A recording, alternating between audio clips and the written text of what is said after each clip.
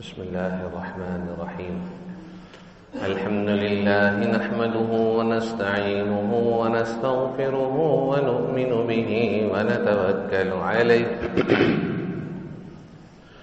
ونعوذ بالله من شرور أنفسنا ومن سيئات أعمالنا من يهده الله فلا مضل له ومن يضلله فلا هادي له ونشهد أن لا إله إلا الله وحده لا شريك له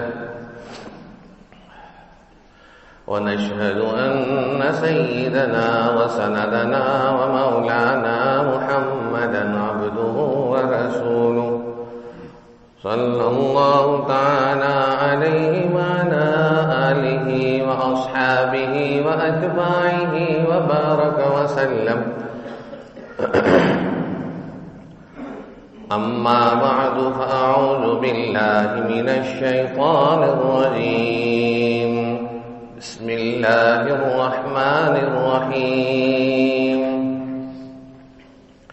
يا أيها الذين آمنوا اتقوا الله حق تقاته ولا تموتن إلا وأنتم مسلمون صدق الله العظيم. قرآن کریم کی اس آیت مبارکہ میں اللہ رب العزت یہ فرما رہے ہیں کہ تم لوگ اللہ تعالیٰ سے ڈرنے کا اور تقوی کامل اختیار کرنے کا جو حق ہے اس پر چلو. ظاہر ہے کہ انسان جب محنت زیادہ کرتا ہے تو پھر اچھے نمبر بھی مل جاتے ہیں.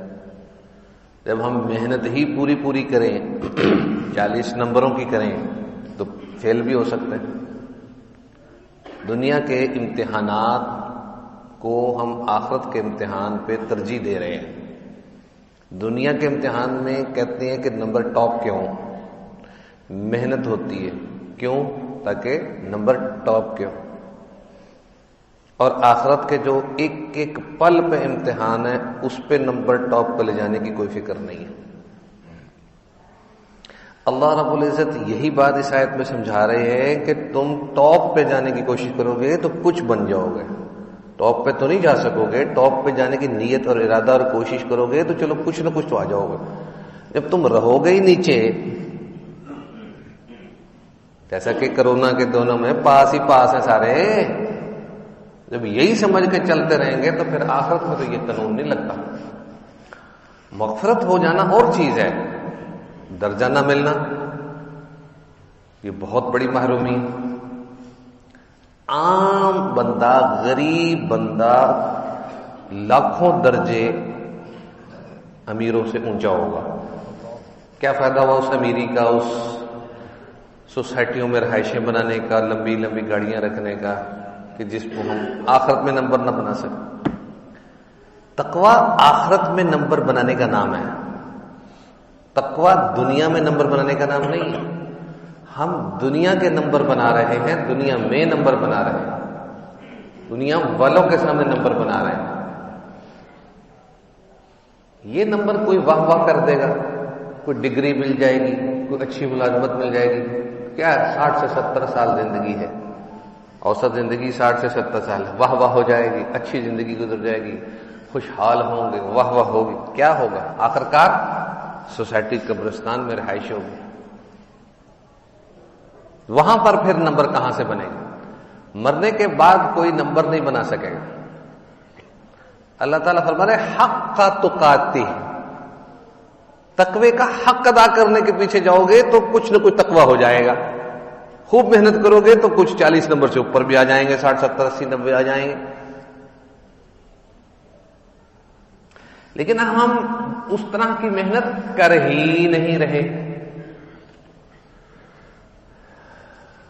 تو اس میں نقصان کس کا؟ کسی کا نہیں ہے, اپنا ہے. میں محنت نہیں کروں گا آخرت کے حوالے سے, نمبر نہیں بناؤں گا تو میرا نقصان ہوگا. ساری شریعت کا خلاصہ آخرت میں نمبر بنانا ہے. اللہ رب العزت کے سامنے پیش ہونے کے قابل ہونا ہے، وہاں عذاب سے بچ جانا ہے، وہاں جنت مل جانا ہے، یہ ہے نمبر بنانا۔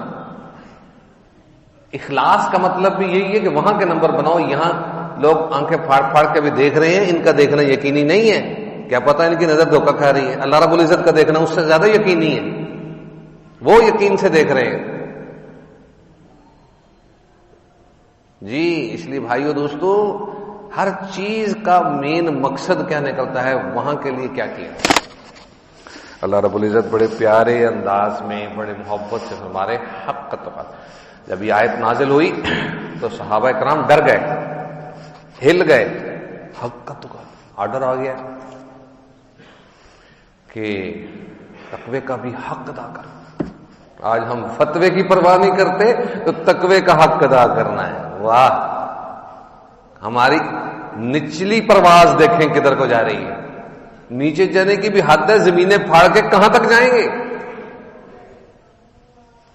کہتے ہیں نا اس کو 10 بار سزائے موت، جج سنا رہے ہوتے ہیں نا سزائیں، اس کو 9 بار سزائے موت، موت تو ایک دفعہ نہیں ہے۔ یہی ہے نا کہ نیچے جانے کی ایک حد ہوتی ہے، ہم اس حد کو 9 دفعہ پار ہو گئے۔ اسی طرح اسی لیے کہا جاتا ہے کہ 9 بار سزائے موت، سزا تو ایک دفعہ ہی آنی، موت تو ایک دفعہ نہیں۔ ہم نچلی حد کو پار کر کے اپنا ٹھکانہ کچھ اور ہی ڈھونڈ رہے ہیں۔ آگے کتنے پیار سے اللہ تعالیٰ نے فرمایا وَلَا تَمُوتُنَّ إِلَّا وَأَنْتُمْ مُسْلِمُونَ، دیکھنا اپنا خیال کرنا، کہیں ایمان کے بغیر نہ آ جانا، دیکھنا اپنا خیال رکھنا، کہیں ایمان کے بغیر نہ آ جانا، کافروں کی باتوں میں آ کے، یورپ کی باتوں میں آ کے، انگریز کی باتوں میں آ کے، مختلف یہودی، عیسائی، ہندو، مختلف لوگوں کافروں کی باتوں میں آ کے کہیں تم موت نہ کفر کی لے لینا۔ یاد رکھنا اگر تم ایمان کے ساتھ آ جاؤ، شرک نہ کیا ہو، کفر نہ کیا ہو، تو بخشش بہرحال کسی نہ کسی درجے میں کبھی نہ کبھی ہو ہی جائے گی، لیکن کفر پر مرنے کی صورت میں کسی نبی کی سفارش سے بھی بخشش نہیں ہوگی۔ تو ہمارا جو حال ہے وہ حال نہیں ہے، وہ بے حال ہے۔ ہمارا حال بھی رو رو کے تھک گیا ہے، ہمارا حال بھی بے حال ہو کے شرما گیا ہے، کوئی حال ہے ہی نہیں ہمارا، رتی برابر بھی ہمارا حال نہیں۔ 200 سال چھوڑ دیں، 150 سال لے لیں، 150 سال پہلے کے کوئی بزرگ اب زندہ ہو جائیں تو ہمیں کافر کہیں گے۔ تو انہوں پتہ ہی نہیں کرنا کی کرتے پھرتے ہو تسی، اتنی غرض انسان میں آ چکی ہے، اتنی خود غرضیاں انسان میں آ چکی ہے، تقوی نام کی چیز دور کی بات ہے، فتویٰ معلوم نہیں کرتے کہ جائز بھی ہے کہ نہیں۔ کسی کام کا فتویٰ معلوم کیا، اپنی اپنی زندگی میں جائزہ لیں، کس مفتی صاحب سے رابطہ ہے، کس نے کتنے فتوے لیے، خود ہی کری جا رہے ہیں نا سب کچھ، کس کی جائز حد کہاں ہے یہ عالم دین بتا سکتا، اور ہمارا علماء سے ہی رابطہ نہیں، اور میڈیا کے ذریعے سے جو علماء کے خلاف باتیں ہوتی اسی کو سچا سمجھتے ہیں۔ بھائیو دوستو، اپنے آپ کو بچا لیں، یہ آیت کہہ رہی ہے کہ اپنے آپ کو بچا کے لاؤ، اپنا ایمان بچا کے لاؤ، اپنا ایمان خالص کر کے لاؤ، بار بار بتایا جاتا ہے۔ سورہ رحمان میں هذه جہنم التي يكذب بها المجرمون، اس کے بعد فبأي آلاء ربكما تكذبون، یہ جہنم ہے، مجرم کافر اس کو جھٹلاتے ہیں، اس کے بعد کہا جا رہا ہے تم کون کون سی نعمت کو جھٹلاؤ گے۔ اب بتاؤ بھلا جہنم بھی کوئی نعمت ہے؟ تو جہنم کے تذکرے کے بعد فبأي آلاء ربكما تكذبان کا کیا مطلب؟ جہنم بھی کوئی نعمت ہے جس کے بارے میں کہا جا رہا ہے کہ تم کون کون سی نعمت کو جھٹلاؤ گے؟ تو اس کا جواب یہ ہے کہ دنیا میں پہلے سے بتایا جانا کہ یہ پٹھے کام الٹے کام کرو گے تو جہنم میں جاؤ گے، یہ پہلے بتایا جانا نعمت ہے۔ اسی لیے کہا کس کس نعمت کو جھٹلاؤ گے، تمہیں تو ہم نے جہنم کا ٹھکانے بھی بتا دیے۔ آقا علیہ السلام کا وزٹ کروایا معراج میں، جہنم کا لمبا چوڑا وزٹ ہوا، جہنمیوں کو دیکھا، مسلمانوں کو دیکھا عذاب میں، ساری کہانیاں اور قصے صحیح ہیں، سچے ہیں۔ تو تو اس سے بھی پتہ چلتا ہے کہ مسلمانوں کو بھی عذاب ہوتا ہے، پکڑ ہوتی ہے۔ تو آج ہم امتحان کے دنوں میں بہترین تیاری کی کوشش کرتے ہیں، فیسیں دے دے کے ٹیوشن رکھواتے ہیں کہ میرا بچہ اچھی پڑھائی کر کے اچھے نمبر لے لے، تو آخرت میں نمبر کس نے لینے ہیں یہ سوچنا ہے۔ ماں باپ بھی رسوا ہو سکتے ہیں، اولاد بھی رسوا ہو سکتی ہے، محلے والوں کے سامنے رسوائی ہو سکتی ہے، اگر ہم نے آخرت کے نمبر حق کا توقاتی تقوی اختیار نہ کیا اور تقوی کا حق ادا نہ کیا تو پھر ہماری بھی پکڑ ہو سکتی ہے۔ میں تو 150-200 سال پہلے کی بات کر رہا ہوں، اگر پہلے دور کے لوگ آ جائیں تو وہ تو پکی مہر لگانے کے یہ مسلمان ہی نہیں ہو سکتے، اور ہم اپنے آپ کو اچھے خاصے زبردست مسلمان سمجھتے ہیں، نیک کاروں میں شامل ہوتے ہیں۔ ارے بھائیو دوستو، یہ خوش فہمی میں بیٹھے ہوئے تقوی چھوڑ کے اور فتویٰ بھی چھوڑ گئے۔ حکیم الامت مجدد الملت حضرت مولانا شاہ محمد اشرف علی تھانوی رحمہ اللہ تعالیٰ فرماتے ہیں، اس دور میں فتوے پر عمل کر لینا ہی تقوی ہے، اور کی چاہیے؟ اس دور میں صرف جائز حد معلوم کر لے، یہ جائز ہے کر لو، ناجائز نہ کرو، یہی تقوی۔ اس سے زیادہ آسانی اور کیا چاہیے؟ ہم اس سے بھی گری ہوئی حرکت کریں، ہم فتوے سے بھی نیچے چلے جائیں، حلال حرام جائز ناجائز کی پہچان چھوڑ دیں، کتنی بری بات ہے، کتنی بری بات۔ امام اعظم امام ابو حنیفہ رحمۃ اللہ علیہ کے دور میں بکری چوری ہو گئی، بکری چوری ہو گئی۔ اب وہ مٹن تو کھاتے تھے، انہوں نے کہا کہ اب کیا کریں، مٹن کھانا ہی چھوڑ دیا۔ اب کسی نے کہا حضرت کب تک چھوڑیں گے؟ کسی ماہر سے پوچھا کہ بکری کی عمر کتنی ہوتی ہے، اوسطاً بکری کی عمر کتنی ہوتی ہے؟ کسی نے 7 سال بتائی ہوگی، تو انہوں نے 7 سال مٹن کا گوشت نہیں کھایا کہ کہیں وہ چوری والی بکری میرے کھاتے میں نہ چلی جائے۔ کیا تھا یہ؟ مسلمان تھے نا۔ اب اس دور میں لوگ کیا کہیں گے ان کو؟ جس طرح وہ لوگ آ جائیں تو ہمیں کافر کہیں گے نا، تو اس طرح ہم لوگ ان کو کہیں گے یہ دین کا ہیضہ ہو گیا، یہ زیادہ ہی کوئی دین پہ چل پڑے۔ ارے اصل حق کا تقاتی یہ ہے، تقوی کا حق ادا کرنا یہ ہے۔ امام اعظم ابو حنیفہ رحمۃ اللہ علیہ کپڑے کا کاروبار کرتے تھے، صوفی بھی تھے، عالم بھی تھے، حافظ بھی تھے، مجتہد بھی تھے، مجدد بھی تھے، مفسر بھی تھے، محدث بھی تھے، اور پیران پیر بھی تھے، اور تابعی بھی تھے، اور کپڑے کا کاروبار کرتے تھے۔ ایک مرتبہ کیا ہوا، ایک تھان پڑا ہوا تھا، تھوڑا سا ڈیفیکٹ تھا، مال تھوڑا سا گڑبڑ تھا، تو اپنے ملازم کو کہا یہ جو تھان پڑا ہوا ہے اس کا ڈیفیکٹ ہے، جو بھی گاہک آئے گا بتا کر بیچنا کہ اس میں یہ عیب ہے۔ چلے گئے کام، واپس آئے، وہ تھان کدھر ہے؟ وہ تو بک گیا ہے، بتا دیا تھا نا تو نے؟ نا میں نے نہیں بتایا حضرت، مجھے بھول گیا، میں نے نہیں بتایا۔ اب وہ تھان بک گیا، عیب نہ بتایا، حالانکہ بندہ خود دیکھتا ہے عیب ہے نہیں ہے، چیز کو دیکھ لیتا ہے، لیکن پھر بھی تقویٰ تھا کہ بتانا چاہیے کہ اس میں یہ عیب ہے۔ تو انہوں نے پھر جتنے کا وہ تھان تھا اتنے پیسے صدقہ کیے، پیسے تو آ گئے تھا ان کے مال میں، تو وہی پیسے جو پورے تھان کے تھے وہ سارے کے سارے صدقہ کیے۔ اور آج ہمیں حلال اور حرام کی تمیز نہیں، جو ہر مسلمان بالغ مرد اور عورت پر نماز کی طرح فرض ہے۔ حلال و حرام کی تمیز کرنا فرض ہے، مستحب نہیں ہے، سنت ہی نہیں ہے، فرض ہے۔ حلال و حرام کی تمیز نہیں ہو سکتی نیٹ سے، گوگل سے۔ حلال و حرام کی تمیز علماء سے مل کر ہو سکتی ہے، حلال و حرام کی تمیز عالم دین بن کر ہو سکتی ہے، حلال و حرام کی تمیز اللہ والوں سے تعلق رکھ کے ہو سکتی ہے، بارو بار بائی پاس کوئی نہیں جاتا، یاد رکھیں۔ امام اعظم ابو حنیفہ رحمۃ اللہ علیہ کے بہت واقعات ہیں، تقوی کے اعلیٰ مثال تھے، اعلی درجے کا تقوی تھا۔ کسی سے قرض لیا ہوا تھا،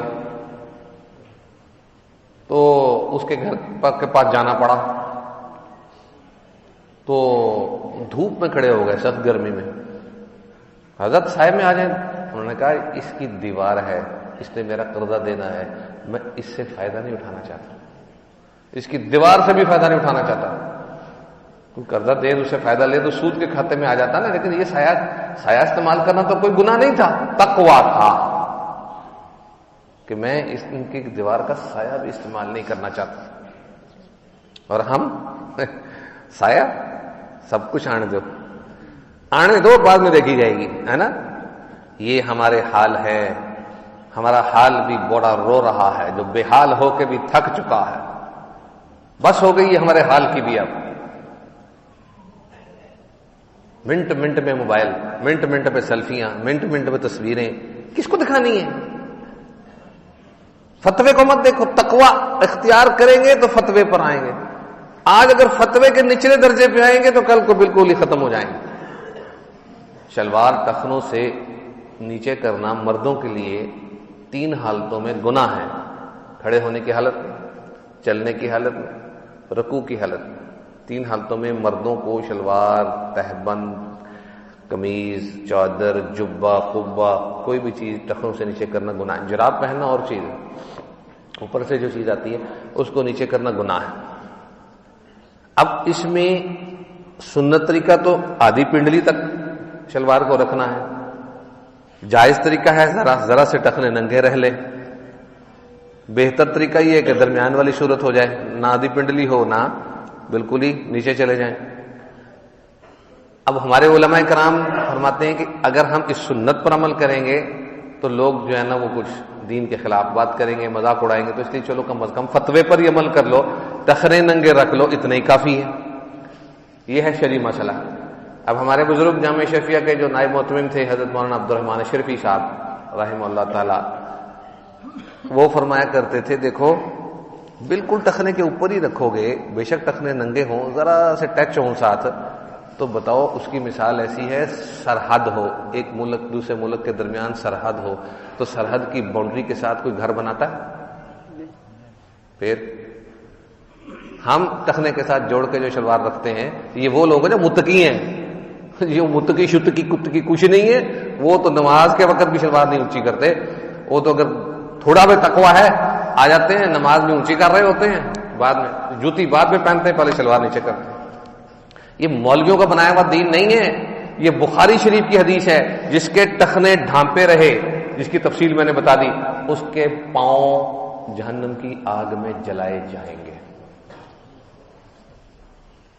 اور سب سے کم عذاب حدیث شریف کے مطابق، سب سے کم عذاب کافر کو جو ہوگا وہ ہوگا کہ آگ کے تسمے بنا دیے جائیں۔ آگ کے بوٹ کے تسمے نہیں ہوتے، آگ کے تسمے لگا، یعنی کہ جہنم کے بالکل قریب ہوگا، صرف تسمہ ٹائپ چیز ہوگی جو پاؤں کو چھوئے گی، پورے پاؤں جہنم میں نہیں جائیں گے، لیکن اسی کے اندر یہ موجود ہے کہ اس طرح کی صورت میں دماغ ابلے گا، دماغ ابلے گا، تو جس کے پاؤں ہی جہنم میں ہوں گے، جہاں روٹی پکتی ہے نا وہاں تندور لگا ہوا ہے، اگر پاؤں ڈھانپنے کی عادت ہے نا تو میرا مشورہ ہے کہ تنور، روٹی پکانے والا تنور جلا کے اس کے اندر پاؤں ڈال کے ذرا تشریف رکھیے، مزہ آئے گا۔ جہنم کی آگ تو بہت بڑی ہے، ادھر ہی ہم اپنے آپ کو عذاب دے لیتے ہیں۔ جہنم کی آگ تو اس سے 69 گنا زیادہ ہے، تو ہم ذرا مشق کر لیں کہ جہنم کی آگ کا سیکا لگوا سکتے ہیں۔ تو جو ٹخنے ڈھانپ کے چلنے والے ہیں، اس میں کسی امام کا اختلاف نہیں ہے کہ مولویوں کا گھڑا ہوا مسئلہ نہیں ہے، چاروں اماموں کے نزدیک، امام اعظم ابو حنیفہ، امام مالک، امام شافعی، امام احمد، سب کے نزدیک فرض ہے ٹخنے ننگے رکھنا۔ فیشن ہے بوٹ کے ساتھ اپنی شلوار ملی ہوئی ہو، ٹراؤزر پہنا ہو، تنگ پجامے پہنے ہوں، اور عورتوں کا فیشن ہے ٹخنے ننگے ہوں، مردوں کا فیشن ہے ٹخنے ڈھانپے ہوں۔ اس فیشن کو ہماری اعلیٰ ترین سنت سمجھا جاتا ہے۔ لا حول ولا قوت۔ ہمارے بگڑنے کی بھی کوئی حالت ہے؟ مائنس تقویٰ ہمارا چل رہا ہے۔ یاد رکھیے، ہم تقویٰ لیس لوگ ہیں، ہم خوش فہمی میں نہ بیٹھے رہیں، ہم فتویٰ لیس لوگ ہیں، ہم لاپرواہ لاابالی لوگ ہیں، ہم شیطان اور نفس کی پوری پوری ماننے والے لوگ ہیں۔ مسلمان کہلانے والے لوگ ہیں اور بدنام کرنے والے لوگ ہیں. ناراض نہ ہوئیے گا، باتیں میری کڑوی ہیں سچی. ہمارا معاشرے کا نقشہ ہے، میرا مقصود کوئی ٹارگٹ نہیں. ہمارے معاشرے کا یہی نقشہ ہے. تقویٰ کسی کے 3 پیسے مارنے سے حدیث شریف میں آتا ہے 700 قبول شدہ نمازیں دینی پڑے گی. ایک گدھا انسان تھا، زندہ ہے، میں اس کو جانتا ہوں، فیکٹریوں کا مالک ہے.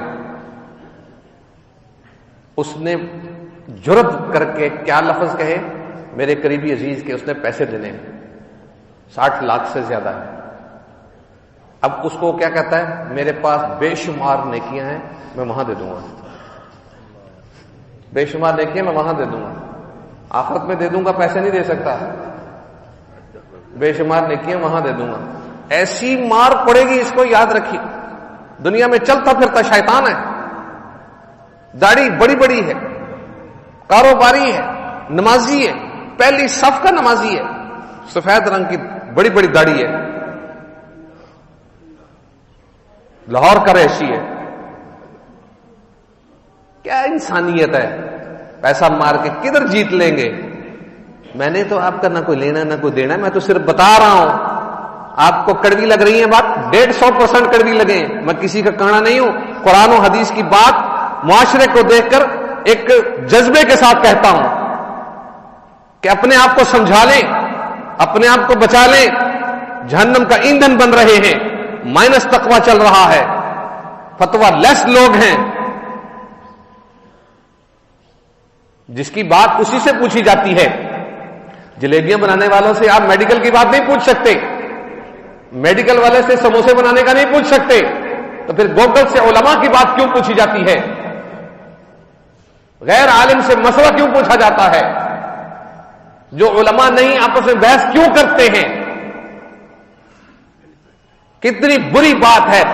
اپنی عزت کو دیکھیں، اپنے آپ کو دیکھیں، اللہ تعالیٰ نے مقام دیا ہے. کتنی گری ہوئی حرکت کرتے ہیں ہم لوگ. عالم نہیں ہے، بحث کر رہے ہیں. میں نے یہ سنا، مجھے میسج آیا تھا، مجھے یہ میسج آیا تھا. تیرا میسج عالم ہے؟ تیرا میسج کوئی مضبوط ہے؟ تیرا میسج کوئی باہ والا ہے؟ اپنے میسجوں پہ بھروسہ کر کے دین پھیلا رہے ہیں. یہ تقویٰ نہیں ہے کہ فتویٰ لیس لوگ چل رہے ہیں. ہمارے اکابرین کا یہ طریقہ نہیں. شبے سے بچتے ہوتے تھے. شبے سے بچنے والے دنیا میں اس وقت گن کے بتائیں آپ. 270 کروڑ آبادی مسلمانوں کی، شبے سے بچنے والا ایک انسان مجھے بتائے. میں اس کی زندگی کا جائزہ لوں گا، اس کے بعد بتاؤں گا واقعی صحیح ہے. 270 کروڑ مسلمانوں کی آبادی ہے، 2.25 ارب. شبے سے بچنے والے نہیں ہیں. لاکھوں کروڑوں میں کوئی ایک ہوگا ہمارے علم میں نہیں ہے. ہر بندے کو چاہیے ٹاپ کے نمبر لینے کی محنت کرے، حق کا تقاتی کے اوپر چلنے کی کوشش کرے، پھر نچلا درجہ آ جائے. خیر ہے، جب پہلے ہی نچلے درجے میں رہیں گے تو پھر بائی پاس باروں بار جہنم میں جائیں گے. بھائیو دوستو، زندگی بدل لیں، عادات بدل لیں، گناہوں کو نیکیوں سے بدلوا لیں، گناہوں کو معاف کروا لیں، توبہ استغفار کر لیں، مالی حقوق ادا کر لیں. خالی نماز روزے سے پرہیزگاری نہیں آتی. پگڑیاں پہننے سے انسان صوفی نہیں بن جاتا. جی جبے کبے پہننے سے شیخ الحدیث نہیں بن جاتا. اندر ٹھیک ہونا چاہیے، ضمیر ٹھیک ہونا چاہیے، مالی معاملہ ٹھیک ہونا چاہیے، اندر باہر ایک جیسا ہونا چاہیے، پھر بات بنتی ہے. ادروائز ظاہر کو دیکھ کر کوئی دھوکہ نہ کھائے، کسی کے ظاہر کو دیکھ کے کوئی دھوکہ نہ کھائے. یاد رکھیے بڑے بڑے لوگ کس طرح دھوکے دیتے ہیں، دنیا دیکھی ہم نے، تبھی بتا رہا ہوں. یاد رکھیے ہمارے صحابہ اکرام بڑے بڑے جلیل القدر 10 مبشرہ میں، ان میں سے کوئی ایک صحابی ہیں، وہ یہ کہتے ہیں تو نے اس پہ بھروسہ کر لیا، تو نے اس کے ساتھ معاملہ کیا؟ نہیں. تو نے اس کے ساتھ پڑوس اختیار کیا؟ نہیں. تو نے اس کے ساتھ سفر کیا؟ نہیں. تو کہے کا اعتماد کر رہا ہے؟ وہ صحابہ کرام یہ بتا رہے ہیں. آج اگر کسی پہ بھروسہ کرنا ہے مالی معاملے میں، ویسے تو بدگمان نہ ہو کسی کے ساتھ، شرعی حکم یہی ہے، لیکن کسی پر مالی معاملے میں بھروسہ کرنا ہے، یا آپ کا سفر ہوا ہے، یا آپ کا پڑوس رہا ہے جی، یا آپ کے ساتھ کوئی گہرا لنک ہوا ہے، یا بچپن سے کوئی تعلق چلا رہا ہے، پھر کوئی معاملہ کرے. کوئی بہت ہی مجبوری ہے تو پھر استخارہ کر کے کریں، اللہ تعالیٰ سے مشورہ کر کے کریں، کہیں مجھے دھوکہ نہ ہو جائے۔ ہم ظاہر کو دیکھ کر پیسے پکڑا دیتے ہیں، ظاہر کو دیکھ کر کام شروع کر دیتے ہیں، دھوکے خود کھاتے ہیں، نقصان خود اٹھاتے ہیں۔ اللہ رب العزت سے مشورہ تو پھر ہے ہی ہے، استخارہ کر کے کام کریں۔ آج استخارہ کرنے کے اوپر موت آتی ہے، ہر بندہ کہتا ہے تو میرا کر دے، تو میرا کر دے، ساری دنیا کا ٹھیکہ چکیا ہے نا، کر دے۔ اور آج کل جل استخارے فونوں پہ ہوتے، جی ہولڈ کیجئے میں استخارہ کر کے بتاتا ہوں، آپ کا نام کیا ہے، آپ کی والدہ کا نام کیا ہے، جی ٹھیک ہے، ایک ہولڈ کیجئے، ہولڈ، چلو بس کچھ پڑے گا، جی آپ کے لیے یہ ٹھیک نہیں ہے۔ یہ ڈرامے ہیں، یہ غیر شرعی باتیں ہیں، فونوں پہ استخارے نہیں ہوتے، استخارہ ایک ہی ہے، رات کو 2 نفل پڑھے، دعائے استخارہ پڑھے، یہ 2 کام ہے، اللہ ان میں سے یہ کون سا کروں، ہاد الامر آئے گا اس میں یہ نیت کریں، یا یہ ایک کام ہے تو یہ کروں یا نہ کروں، 2 کام ہے تو ان دونوں میں سے کون سا کروں، استخارہ کریں۔ کسی سے مشورہ لینے کی ضرورت نہیں ہے، اللہ رب العزت سے مشورہ کریں۔ رشتے کا معاملہ ہے، کہیں کاروبار کا معاملہ ہے، کہیں آپ نے کوئی لین دین کسی کے ساتھ کرنا ہے، کوئی نیا معاملہ کرنا ہے، اللہ رب العزت سے مشورہ کریں۔ گھر کا کوئی سربراہ کر لے، گھر کا کوئی فرد کر لے، یہ ٹھیک ہے، کوئی بھی ہو، مطلب عورت کر لے، مرد کر لے، گھر کا جس کو گھر کے حالات پتہ ہے وہ کرے، باہر سے کسی سے کروانے کی کیا ضرورت؟ مجھے آپ کے حالات پتہ نہیں، میں آپ کا کیسے استخارہ کر سکتا؟ روٹی آپ نے اپنی کھانی، استخارہ مجھ سے کروانا ہے نا بھائی، اپنا اپنا کام خود کرنا ہے، نماز آپ نے اپنی پڑھنی، استخارہ مجھ سے کروا رہے ہیں۔ اس لیے یہ معاملے لوگوں کے دھوکے میں باتوں میں نہ ہے، یہ نیٹ اور گوگل کی کہانیاں ہیں، ہولڈ کریں جی میں استخارہ کر کے بتاتا ہوں، یہ سب ڈرامے ہیں، چاہے وہ مولوی ہے چاہے وہ کچھ بھی ہے ہی نہیں استخارہ شریعت میں۔ دوسرا چھوٹا استخارہ جو ہوتا ہے، اللہم اغفر لی واغفر لی، اللہم اغفر لی واغفر لی، اللہم علمنی یا علیم علمنی یا خبیر اخبرنی، بندہ پڑھتا رہتا ہے۔ کوئی ایمرجنسی ہے، رات کو سونے کا ٹائم نہیں ہے، ایمرجنسی فیصلہ کرنا ہے، پارٹی آئی کھڑی ہے، تو دروشی پڑھ کے یا علیم علمنی یا خبیر اخبرنی پڑھتا جائے، اللہم اغفر لی واغفر لی، اللہم اغفر لی واغفر لی پڑھتا جائے۔ رات کا ٹائم نہیں، استخارے کا ٹائم نہیں، تو خود ہی یہ پڑھتا رہے، اس کے بعد پھر جو دل میں آئے اس کو کر گزرے، انشاءاللہ تعالی اس کو بھی نقصان نہیں ہوگا۔ یہ تو ہے چھوٹا استخارہ، اس کے علاوہ دنیا میں کوئی استخارہ نہیں، یہ 2 ہی استخارے، ایک چھوٹا اور ایک صحیح سنت مسنون استخارہ رات والا، اور کوئی استخارہ نہیں، کسی کی باتوں میں آنے کی ضرورت نہیں۔ بھائیو دوستو، سارا کچھ چھوڑ لیں، اپنی آخرت کو بچا لیں، سارا کچھ چھوڑ دیں، بھول جائیں معاملات، اپنے معاملات ٹھیک کر کے اپنی آخرت بچا لیں۔ دوستیاں تعلقات ایک حد تک ہوں جو گناہوں سے بچنے والے ہوں، گھریلو معاملات ٹھیک ہوں، ایک دوسرے کے ساتھ قطع تعلقی نہ ہو، اور کسی پر بدگمانی نہ ہو، کسی پر شک وہم نہ ہو، کسی پر زیادتی نہ ہو، اور کسی کے ساتھ بدسلوکی نہ ہو، نرمی کے ساتھ سارے کام ہو جاتے ہیں۔ بڑے سے بڑے مقدمات بھی نرمی کے ساتھ ڈیل کریں گے، اچھے طریقے سے ہو جائیں گے۔ سختی کے ساتھ کریں گے تو وہ مسئلے مسائل بنتے چلے جائیں گے۔ شیطان ہے انسان کو منٹ منٹ میں برگلاتا ہے۔ تو آج کا مضمون تقوی کا حق ادا کرنے کی کوشش پوری کریں گے تو تھوڑے سے تقوی میں آئیں گے۔ میرے والد محترم کہا کرتے تھے، پوری محنت کرو گے تو کچھ پاؤ گے۔ طلباء کو کہا کرتے تھے، پوری محنت کرو گے تو کچھ پالو گے، تھوڑی محنت کرو گے تو رہ سکتے ہیں۔ آخرت کے حوالے سے بھی یہی آج کا میرا میسج اور پیغام ہے کہ میں بھی شامل ہوں، میں بھی پوری محنت کروں، آپ بھی پوری محنت۔ سارے ساتھی تیار ہیں انشاءاللہ؟ کیا تیاری ہے؟ اب میں پوچھتا ہوں، تیاری کیا ہے؟ ایک تیاری یہ نیت کر لیں کہ آج کے بعد کوئی گناہ نہیں کریں گے انشاءاللہ۔ نمبر 2، شلوار ٹخنوں سے نیچے نہیں کریں گے، ہم نے اللہ تعالیٰ کو جواب دینا ہے، کسی کو نہیں۔ نمبر 3، داڑھی رکھنے کی نیت کر لیں جن بھائیوں کی داڑھی نہیں ہے۔ تو جن کی داڑھی نہیں، ہم ان کو حقیر نہیں سمجھ سکتے، اس کی اجازت نہیں، لیکن ان کا یہ عمل فسق و فجور اور گناہ کے درجے میں ہے۔ داڑھی کاٹنا اتنا بڑا گناہ ہے جو کفر کے بعد سب سے بڑا گناہ ہے، اس لیے کہ ڈے اینڈ نائٹ سروس، صبح دوپہر شام 12 مہینے یہ لکھا ہی جاتا رہتا ہے، بائیں کندھے پہ مسلسل قلم چلتا رہتا ہے گناہ کا۔ باقی گناہ ایک ٹائم پیریڈ ہوتا ہے، بندہ کر کے فارغ ہو جاتا ہے۔ داڑھی کاٹنا کیسا گناہ ہے جو مسلسل چلتا رہتا ہے، رمضان میں بھی ہر جگہ۔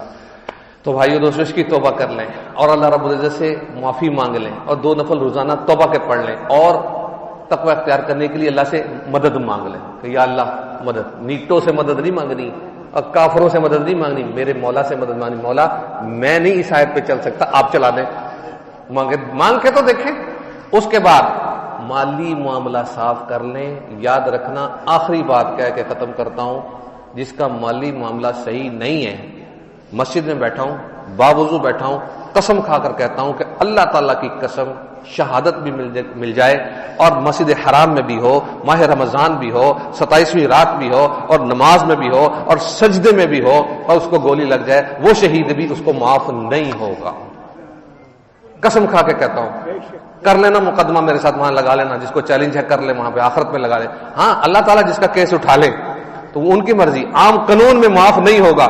آپ کہیں گے حرام میں مرا، حرم میں شہادت ملی، اور سجدے میں ملی، اور 27ویں رات میں ملی، اور نماز میں ملی. ارے کچھ بھی نہیں، مالی معاملہ کھایا ہوا ہے، جہنم میں جائے گا.